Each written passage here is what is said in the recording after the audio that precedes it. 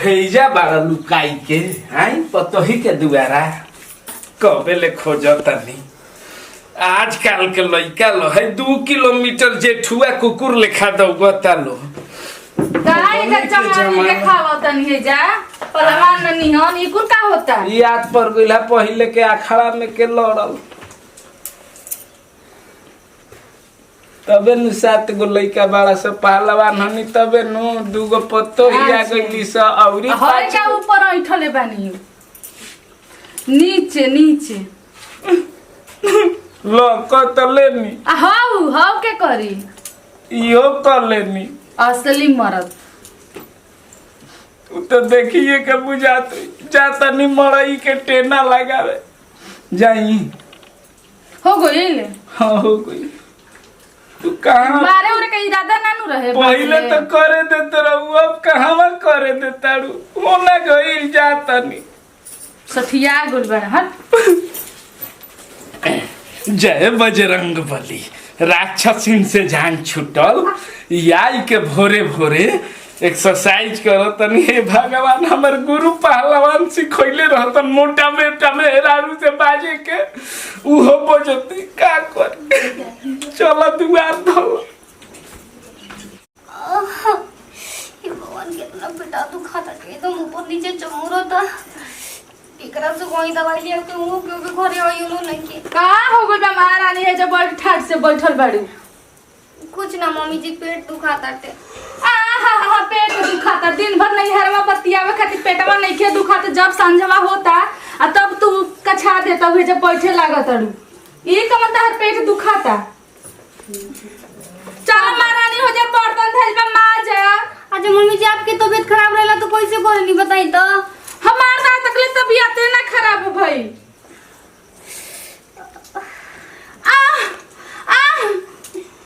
हमरो दुखाता पेट। चल महारानी हो जा बर्तन माजा चल। ठीक मम्मी जी हम जात नहीं ऐसे काहे को दिन रोगा के पेट दुखाई तो मैंने काम करती मम्मी जी के काहे हमरा कैसे और में सब बर्तन काढ़ा पे पर बेटे मम्मी जी करे बा चल बर्तन माज। अब मम्मी जी ठीक हो जाए तो हम ना को दे काहे रो ऐसे को हम उकुल ना जाने नी बर्तन माजे के बाद माजे के बाद तन चार रोगा कुछ को दे तो हो जाए का कुछ जबान लगा तोरे जबान तोरे के जबान लगा के कहतन कि बर्तन धो के कहतन भाई ले हेद में सर्फ बा हे जब बर्तन माज तोरे माजे के बाद का बोले माई हे बर्तन परल बा अच्छा बाल लड़ावती है बरुआ देखा कुला चनी के जबान लड़ावती है हम इतना दिन से करत रही जब तू ऐसे मारो अजी बस हमको नहीं के बाद पेट दुखाता हमसे ना तो मम्मी जी हमरे पे हाथ उठैले होनी तोरा के चेता के बोल रहनु रे कि कुल काम करी है बोली सुने के मत पड़े ते खाली गलती काम करत तड़े तोरा अपना मने ना बुझले कि बर्तन माजे के बाद जाके माज दे हैं तुम रिया भइल पड़े जय दियो मारे तन खिसी आई मत दिन भर बोली सुने होते बैठ माज कुर्ता पैंट भिजले हमार हां पता ना के जन काहे हमरे के इतना दुख तकलीफ मम्मी जी देते हम तो मोय घर के काम कोई देते तबीयत खराब रहता तबो कर दें कैसे कैसे मम्मी जी बोला था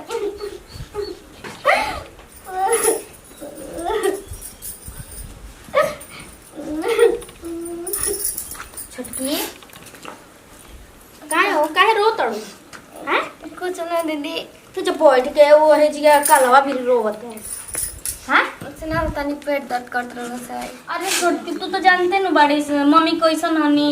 इतना दिन से देखत न बाड़ी से हम कैसे कैसे रही ना वहाँ से डर के रही ना तो कोनो बतिया नु छिपा लिस ना सोचे मुंह पे बोल देवेली से एकदम खोल के तो हमार मम्मी पापा दीदी जी मम्मी पापा कहले हन कि केहू से झूठ मत बोली जौन सच बतावले न कहत न ओकरा में हम झूठ कामा जी बोली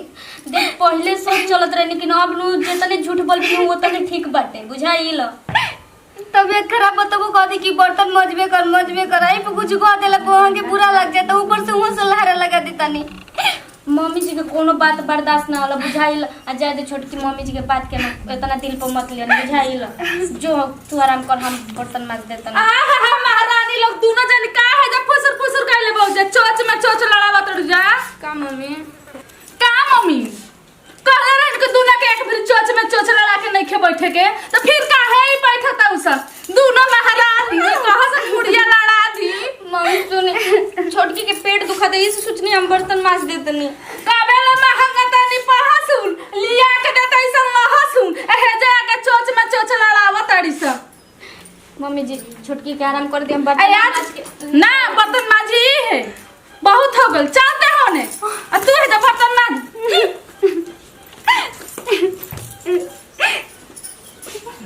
काहे के तो दीदी जी आगू नहीं बीच में वो के हमरे चलते बोल लागे नहीं हम ही ना घर पर में सबसे खराब बनी सब कोई हमरे के डाटा तो बोलत रहता सब तो सब हो के हमरे बना राज रहत नहीं। चलो अब गाय के सानी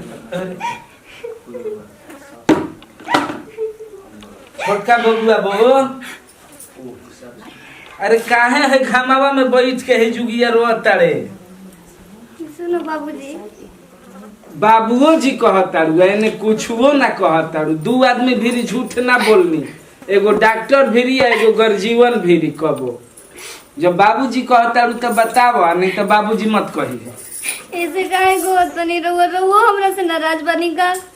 अरे हमार बेटे हो से तोहनी के हम पतो ही बेटी ना जानिला हम बेटा जानिला कि कुल बेटा हरू सन।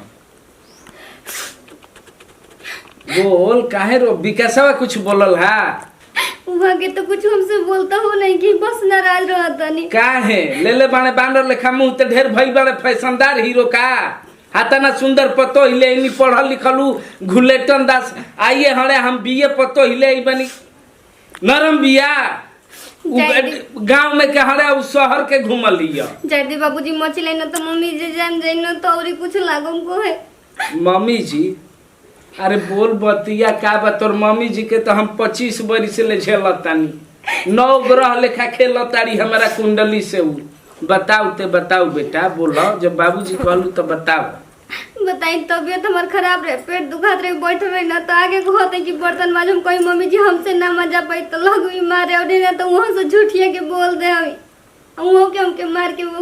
गाड़ी दे के गइल हनी। ओ हाथ धरत धरत अभी धरतिया एकर माने कि अब कुछ करे के पड़ी नहीं तो हम तो आता ना दिन से हंसी मजाक में लेते रही कि परिवार में विद्रोह हुई हम हाथ उठाई तो लइको हाथ उठाई हस लेकिन हमारा से पहले हमार लइका पत्नी पर हाथ उठा दिलस एकर माने हमार संस्कार कौन रह अब समझावे के पड़ी उ हाथी के कि उ घबरो मत बेटा चल हम तोरा संग चल तनी बिया कहाँ हथिया रात दिन रेबन के चश्मा हमारे कमाई पर झारी हमारे पतो ही बेटा के वो करी ना निमन से हकबू लगता कि हाथ में भगवान जंगरे निखन देले जंगरे छू गेल ह। हां पता नहीं मम्मी घाव लगता आओ तो कहो अब घर में ये कुली होई आई नाश करके धके बड़ घर अरे मत मत का बेटा मत मम्मी डांटे लागो मम्मी क्या है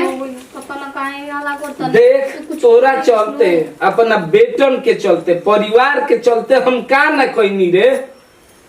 का कोले बन 25 बरिस नौकरी कहनी शान से नौकरी कहनी जौन की एगो दुश्मन से ना डरात रही या तोरा डरे डेराई घर में रही कि घर मत बिगड़े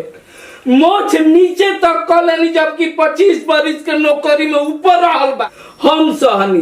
पूरा जीवन में बननी उ ठीक बा लेकिन ते हमर बेटा पतो ही बेटा तो दुलारी बने पुतई ई खराब बारी सरे ई पुतइयो के बेटी है स ते में कौन बेकार कइले बानी कौन बेकार कइले बानी घर के एकरा के बताऊ बीमार बिया ते सत्यानाश करते के एकर बर्तन माजोई तो काहे हम नहीं बीमार हम नहीं की ते ना बनबे घर ना सुधरी रे घर ना सुधरी तो ते रहबे कि हम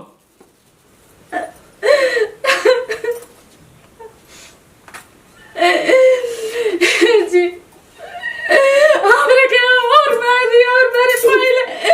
आज जवन थप्पड़ हमरा मरने 25 साल पहले मरले रहती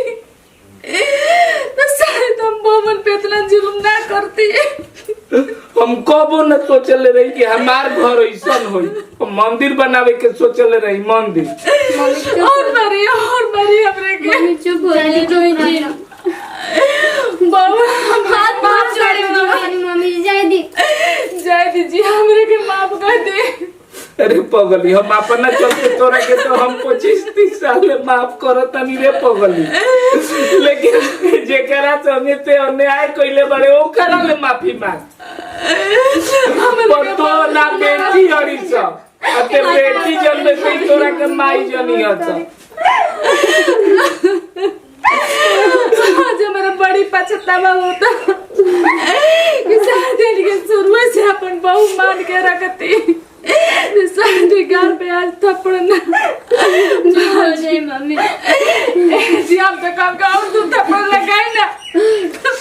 अरे पगली जब समझ गई यार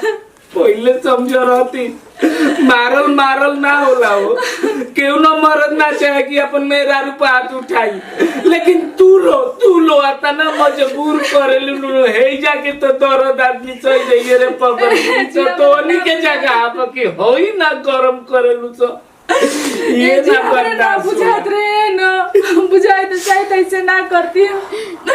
बहन पे इतना हम जुल्म ना करती। बाबू अब हम बाप के नाते तू लो ले कहते नहीं जाए तो सास ना माई हो ई का के मुझे नहीं हुआ ऐसे कर दो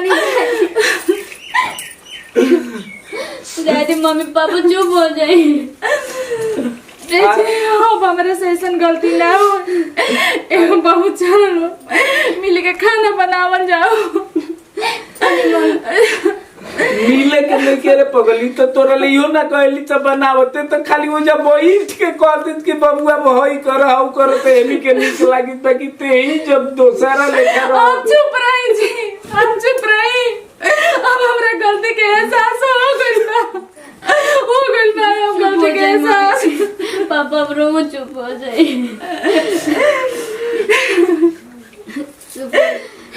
लिया जब तो भैया लो बताओ लो सुधर गईली आ जा लो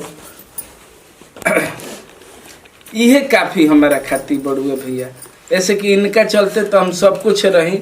अब लगले आज ही हमार लइका हो विकासवा अभी सुनता रे विकास आओ है ने तो भैया लोग एकरे के परिवार कहल जाला। ढेर